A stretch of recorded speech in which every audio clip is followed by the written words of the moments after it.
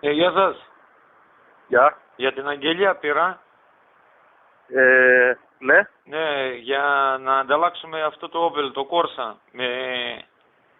με ένα CCB έχω. Το 85 μοντέλο έχω. Ναι. Ναι. Είναι μέσα στο car. Ναι. Το έχετε αναρτήσει. Το έχω αναρτήσει. Απλώς πόσο θέλετε, πόσο αξίζει αυτό το Corsa εσάς?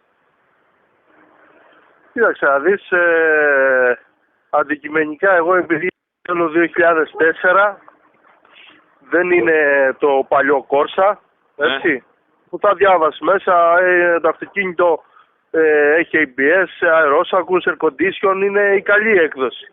Το είδα. Η καλή έκδοση τώρα για την ιστορία φαίνεται έχει τα χειριστήρια στο τιμόνι και κάτι τέτοιο. Τέλος πάντων, αυτά είναι ψηλό πράγματα. Κοίταξε να δεις, μέσα στο car αν μπεις να κάνεις και εσύ έναν έλεγχο, γιατί είναι κάτι πράγματα χαμοφανέστατα. Σε αντίστοιχα μοντέλα παίζει γύρω στα 4,5 με 4 χιλιάρικα, εκεί μέσα παίζει. Μάλιστα, τώρα να σου πω εγώ για το δικό μου. Απλώς... Μέσα και κοίταξε το. Εσύ το μηχάνημα, αν και δεν έχω εικόνα, πώς το... Είναι πολύ καλό. Απλώς μπρος δεν παίρνει, θέλει μια μπαταρία. Ναι. Η μίζα θέλει βόλεμα. Ναι. Και λίγα λάδια, δηλαδή μην φανταστείς 2-3 κιλά καίει σε κάθε δουλειά που θα πάρεις. 2-3 κιλά στην αλλαγή ή 2-3 κιλά... Όχι, να δουλέψεις ένα 8ωρο και 2-3 κιλά. Σε ένα 8? Σε ένα 8ωρο. 2-3 κιλά. Ναι ρε φίλε, θα έχεις τον μπετόνι δίπλα και θα βάζεις. Λάδι, δεν είναι. Υδραυλικού χάνει καμιά 20 κιλά τη μέρα, γιατί τρέχουν τα μαρκούτσα και το διαφορικό κάτω. Αλλά είναι σε πολύ καλή κατάσταση. Κουβά μπροστά δεν έχει όμως.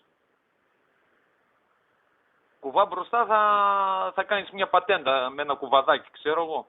Και πίσω θα πάρεις ένα γκασμά και θα του σκάψεις πίσω. Δεν έχω ούτε κουβά πίσω. Λάστιχα απλώς θα βάλεις για να κινηθεί. Περίμενε, να ανακεφαλαιώσουμε. Δεν έχει κουβάδες. Δεν έχει κουβάδες και οι πολυλάδες. Δεν έχει λάστιχα.